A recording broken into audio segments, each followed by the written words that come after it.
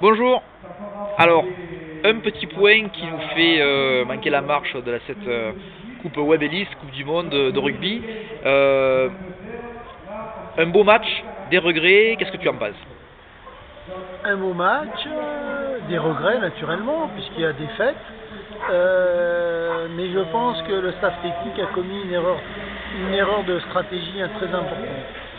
Première stratégie, c'est que sur la pénalité en deuxième mi-temps de Trinduc n'aurait jamais dû taper.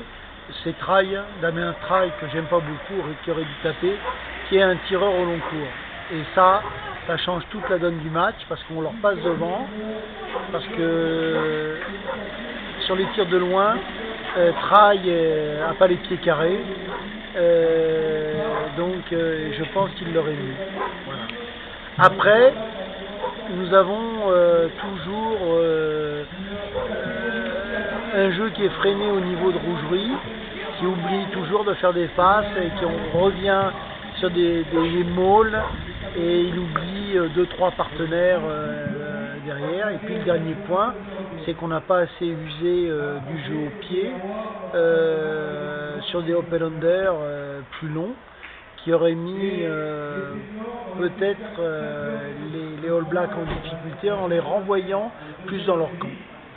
Et là, donc, on a perdu la Coupe du Monde, mais apparemment on a gagné du respect. Est-ce que le naufrage en début de Coupe du Monde et ce très beau match à la fin augurent de beaux jours pour Philippe Saint-André? Alors moi je ne mélange pas les matchs de poule et les matchs finales. La Coupe du Monde, elle se joue en quart de finale, elle ne se joue pas contre les Tonga, contre les Canadiens, contre les Japonais. Elle se joue contre les grandes nations du rugby. Donc, pour moi, Saint-André, si j'avais un conseil à lui donner, c'est un renouvellement total pour préparer la Coupe du Monde de la prochaine dans 4 ans. Ça veut dire de faire un peu ce qu'avait fait les Vermont au départ, d'essayer un certain nombre de joueurs, et puis à 2 ans de la Coupe du Monde, de stabiliser l'effectif, et puis avec des variantes techniques et tactiques. Voilà. Alors, le rugby, il évolue aussi selon les futures règles, car c'est un des sports où les règles évoluent le plus. Au handball, c'est toujours identique, au football, c'est toujours pareil, et au rugby, il y a beaucoup de nouvelles règles qui sont mises tous les ans pour dynamiser le jeu.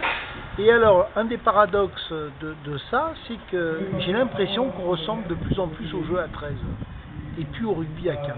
Voilà.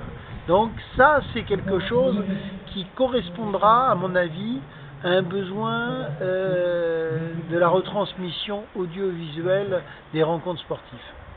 Et donc pour clôturer cette Coupe du Monde et cette magnifique organisation de la ville de Gardanne, est-ce qu'on peut dire en un seul mot, est-ce qu'on peut synthétiser cette Coupe du Monde? Pour nous, Gardanne, l'objectif est atteint. Nous avons eu à peu près au premier match 200 personnes, puis c'est monté en crescendo. Bon, on a eu, après le match contre les Tonga, on a senti un fléchissement sur le quart de finale. On a retrouvé un élan populaire sur la demi-finale et la finale. Et là, aujourd'hui, nous avons les 40 ans du rugby et nous avons surtout la possibilité d'avoir rassemblé tout le monde autour de cette finale de la Coupe du Monde. Très bien, merci.